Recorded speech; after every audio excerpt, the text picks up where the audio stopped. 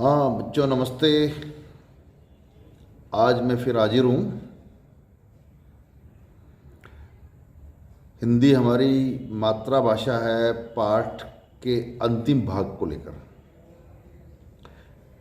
पिछले दो भाग हमने पढ़े, विश्लेषण किया और उनको समझा। आज हम इस पाठ का समापन करना चाहेंगे। पिछले दो पाठों की बात को थोड़ी सी मैं वापस जोड़ने का प्रयास करता हूँ कि हमारे इस पाठ के लेखक मनहर चौहान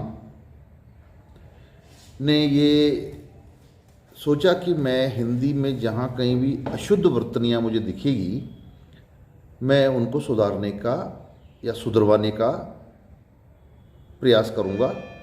जो जिम्मेदार लोग हैं मैं उनको चिट्ठी लिखूँगा और उनसे कहूँगा कि वो इनकी वर्तनियों को मतलब शुद्ध लिखवाए। सबसे पहले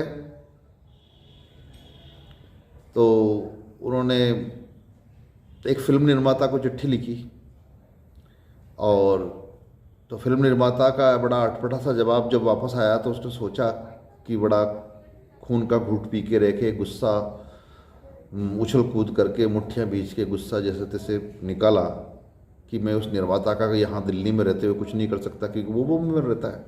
तो सोचा कि यार बॉम्बे दिल्ली से दूर है और दिल्ली में बैठकर बॉम्बे वालों को क्या सुधारना। ऐसा करें कि शुरुआत अपने घर से ही करें। और लेखक ने शुरुआत अपने घर से ही की। अपने घर के कोने कोने जहाँ कहीं भी हिंदी में लिखा हुआ है उस सबको टटोलने के बाद में कहीं भी कोई गलती नहीं रही। केवल एक गलती नज़र आई कि एक डाक में एक नई पत्रिका आई हुई थी जो वहाँ रखी हुई थी। उसमें लेखक का नाम लिखा हुआ था मनोहर चौहान। और तो लेखक को ये नागवार गुजरा और उसको तुरंत लाल पेन से उस नाम को काट दिया और डाक में वापस लौटा दी कि ये आदमी मर गया है। यानी तो उसकी पत्नी भी नाराज़ होती कि ऐसे कैसे कहते हो तुम। अरे भाई, मैं मनहर चौहान हूँ, मनोहर चौहान नहीं। और ये बात यहीं आई गई हो जाती है। और फिर सोचा कि चलो अपने घर के बाद में अब अपने मोहल्ले में निगाह डाली जाए कि यहाँ कोई गड़बड़ नहीं है। तो दिल्ली के नगर निगम ने हर मोहल्ले में एक मोहल्ले का नक्शा घरों का और उस नक्शे के साथ ही मोहल्ले का नाम भी लिखवाया, साइन बोर्ड लगवाए। तो उस साइन बोर्ड पे जिस मोहल्ले में हमारा लेखक रहता था उसका शुद्ध नाम था कीर्ति नगर। जब उस साइन बोर्ड के ऊपर देखा तो नक्शे के साथ जो नाम लिखा हुआ था वो था कृति नगर। यानी कि तय के भी बड़ी की मात्रा और ऊपर रेफ वाला नहीं, कै में मिला हुआ, कै को आधा करता हुआ। कै आधा है इसमें, री और ती नगर। तो एक चिट्ठी लिखी तो कुछ दूसरा बदलाव हुआ, दूसरी चिट्ठी लिखी फिर दूसरा बदलाव हुआ, लेकिन वो कीर्ति नगर शुद्ध नहीं हुआ। तीसरी चिट्ठी लिखी लेकिन उसका कोई जवाब नहीं आया। यहाँ तक हमने पिछले दो व्याख्यानों में पाठ का विश्लेषण किया था। अब आगे की बात करते हैं कि तीसरी चिट्ठी का कोई जवाब ही नहीं आया। क्यों जवाब नहीं आएगा कि तीसरी चिट्ठी का जवाब आया नहीं और नक्शे की जांच की तो लिखा हुआ था कीर्तिन नगर। कीर्ति न को आधा कर दिया, उसका डंडा खा गए। लेखक को फिर आश्चर्य हुआ कि नगर शब्द से छेड़ने की क्या जरूरत थी। तुम्हें कीर्ति को सुधारना था, नगर तो यथावत सही था। लेकिन नहीं, उसको छेड़ दिया। कीर्ति तो सही लिख दिया पर न का डंडा खा गए, उसको आधा कर दिया। वह भी ठीक से लिखा, वह पहले से ही ठीक ठाक लिखा हुआ था। फिर मेरी ओर से पुनः सूचना पाने पर न को न पूरा कर दिया गया और कीर्तिनगर हो गया था।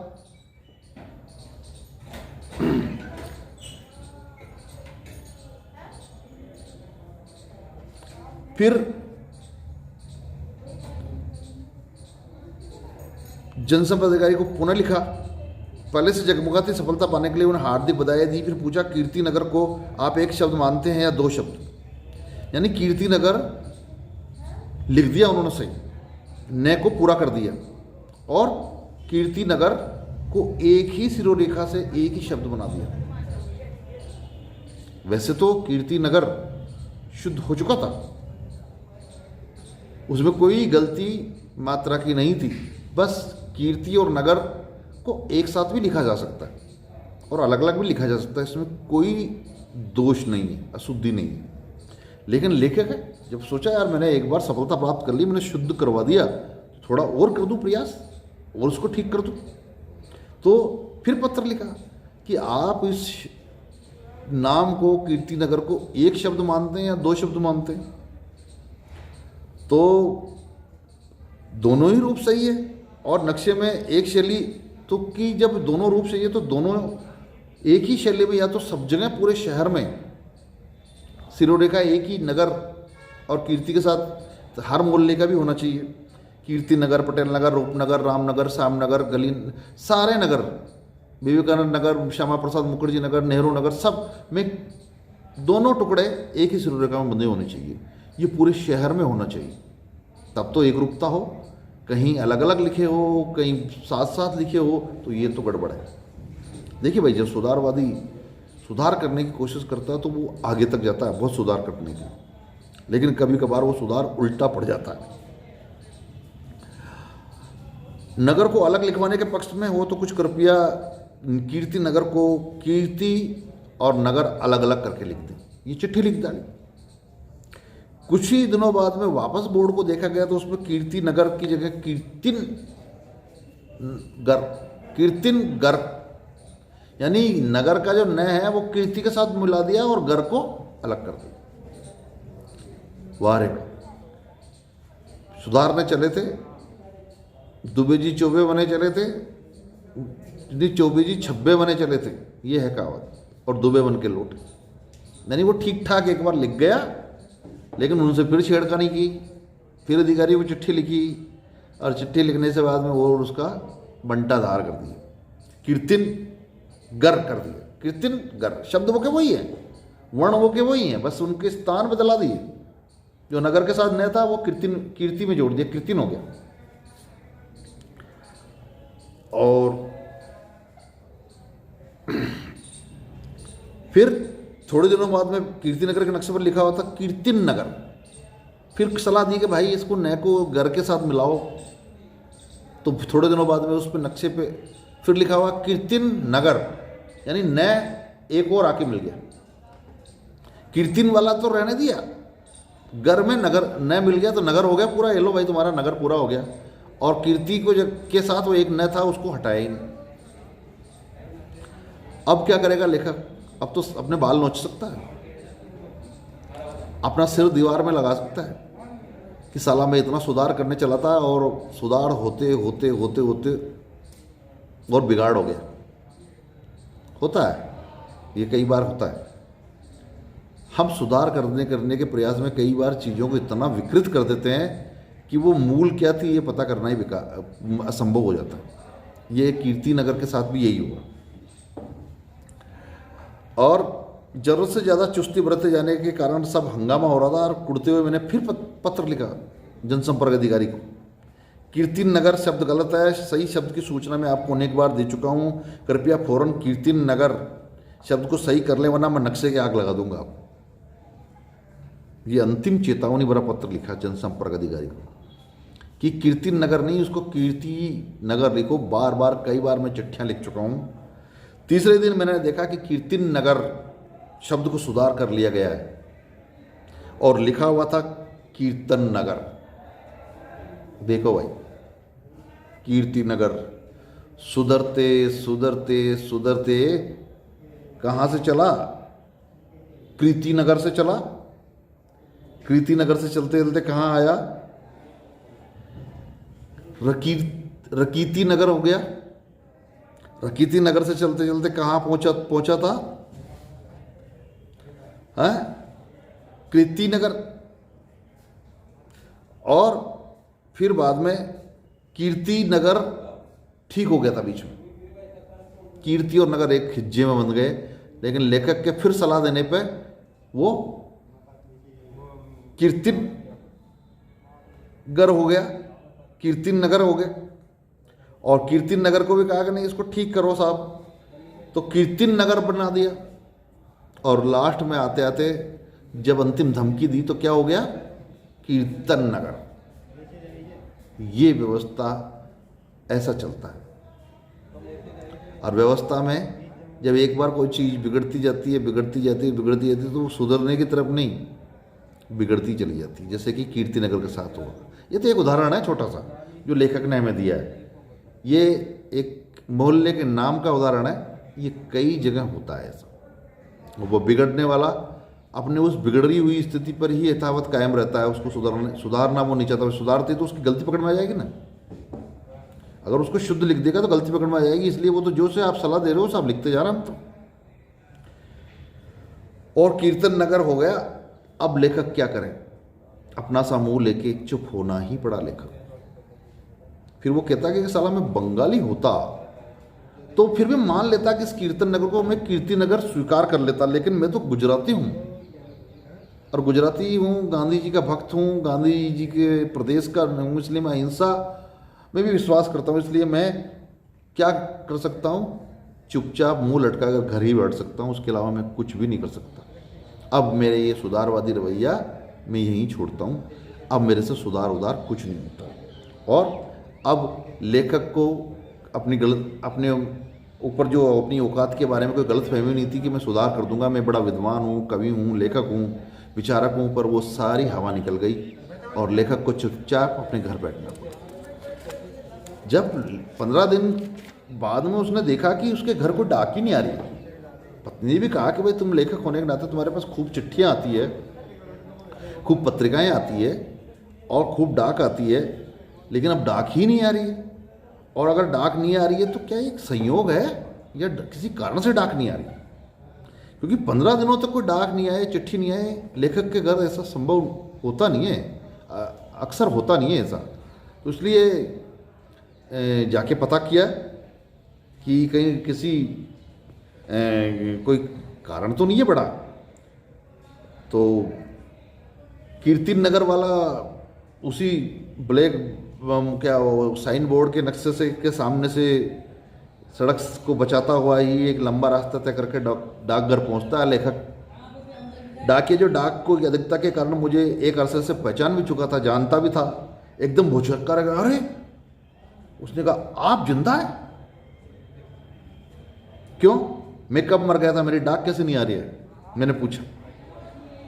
हम तो सारी डाक वापस भेजते जा रहे हैं, आपके मकान मालिक ने मनोहर चौहान के नाम से आई पत्रिका यह लिखकर वापस कर दी, माफ़ कीजिएगा, उस पर तो लिखा हुआ था कि यह आदमी मर गया। जो लेखक ने खुद ही लिखा था गलत नाम होने की वजह से। खामोश, मैंने कहा, और यहीं पर यह लेख खत्म हो गया। और यह सारी गलतफहमी किस वजह से हुई भाई? मात्रा की वजह से। मनहर की जगह मनोहर, चौहान की जगह चौहान, और लेखक ने कह दिया कि ये तो मेरा नाम है ही नहीं, गलत नाम है, ये आदमी ही नहीं है इस दुनिया में, ये तो मर गया। और डाकिये ने भी समझ लिया कि हाँ मर गया, डाक वापस लौटाना शुरू कर दी। तो ये एक छोटा उदाहरण है। कई बार आप लोगों के जो प्रमाण पत्र है उनमें भी अगर अशुद्धि है, अगर छोटी सी कहीं, तो उसको समय रहते सुधरवा लो। जब आप नौकरी करने जाओगे, जब आप कहीं किसी साक्षात्कार में जाओगे, तो वहाँ आपके मूल प्रमाण पत्रों में अगर कोई विसंगति होगी ना, तो वो विसंगति आपको वहाँ बहुत परेशानी में डाल देगी। इसलिए आपका नाम जो आपके सेकेंडरी स्कूल सर्टिफिकेट में जो नाम है, जो पिता का नाम है, जो माता का नाम है, और जो जन्म तिथि है, वो ये चारों चीज़ें आपकी आगे के सभी प्रमाण पत्रों में सेकेंडरी स्कूल सर्टिफिकेट के आधार पर ही होनी चाहिए।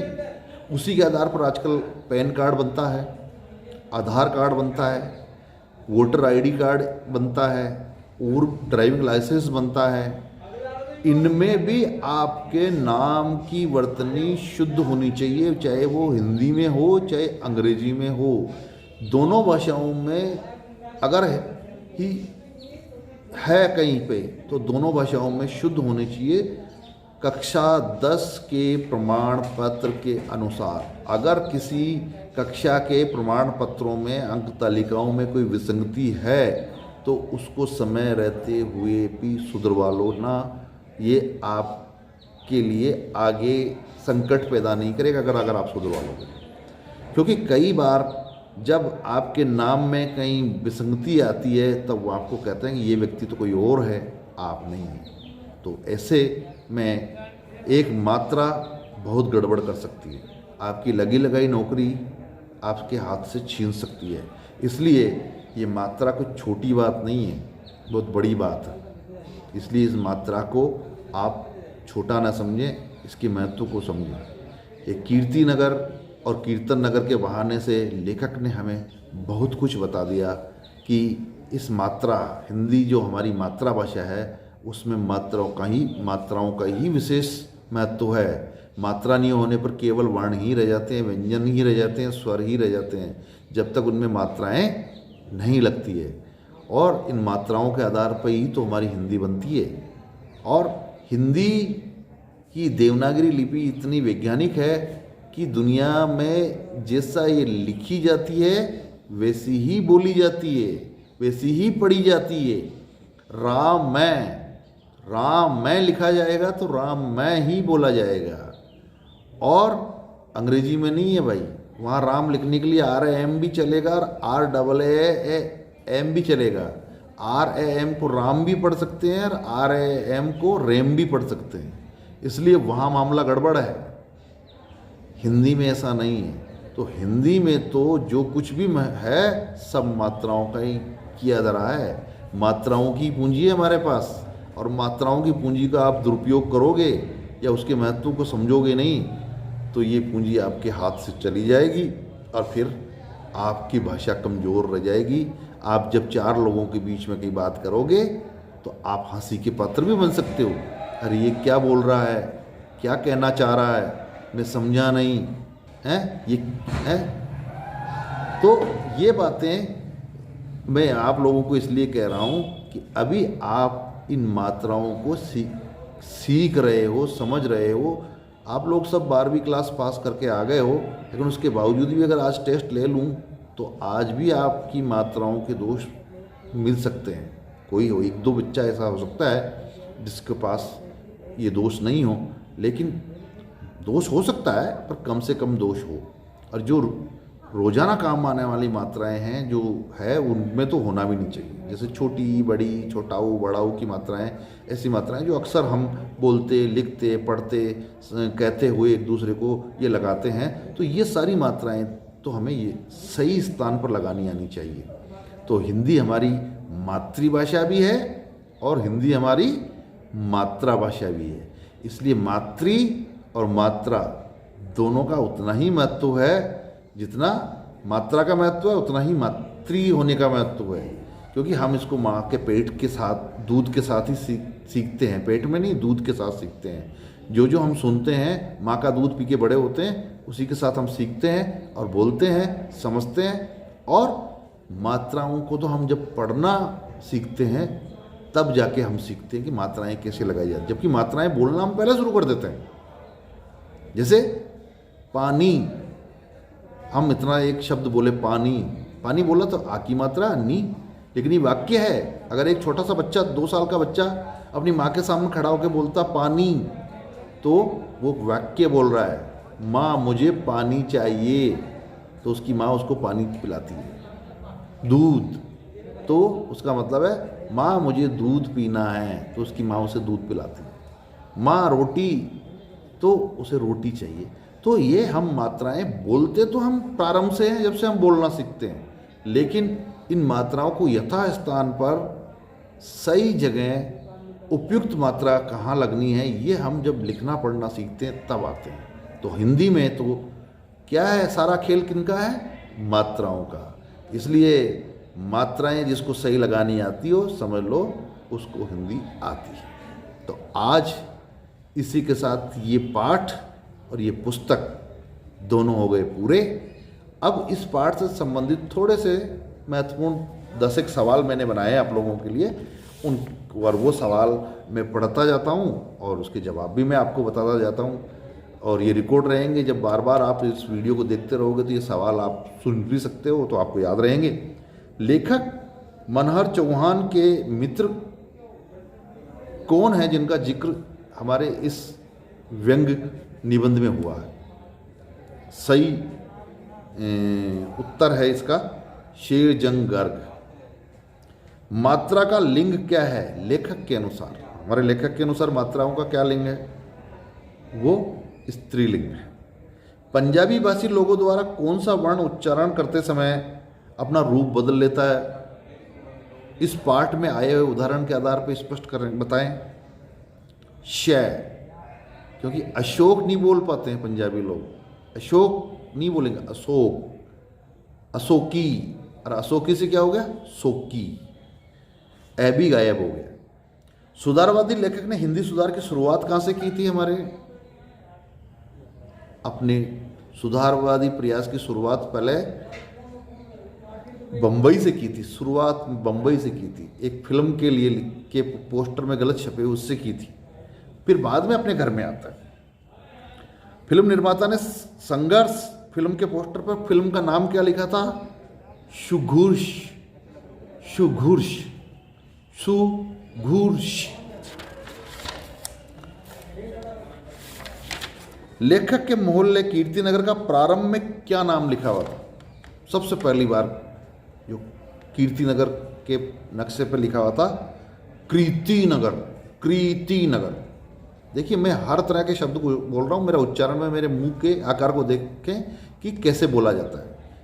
कीर्तिनगर, ये कीर्तिनगर, कृतिनगर, अलग अलग नाम बोलते हो तो मेरे मुंह का आकार भी बदलता है, क्योंकि उच्चारण में स्थान बदलते हैं।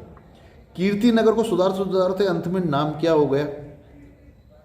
अंतिम रूप क्या हुआ कीर्तिनगर का? कीर्तन नगर, कीर्तन नगर। कीर्तिनगर के सुधार अभियान में आखिर जीत किसकी हुई? आखिर जीत व्यवस्था की। हिंदी की नहीं जीत हुई, लेखक की नहीं जीत हुई, आखिर जीत की हुई व्यवस्था की। लेखक के घर 15 दिनों से डाक क्यों नहीं आ रही थी? उसका कारण है मात्रा के कारण नहीं आ रही थी। वो डाक भी मात्रा की कारण से ही नहीं आ रही थी। लेखक के नाम को अक्सर क्या बोला जाता था? लेखक के नाम को अक्सर क्या बोला जाता था?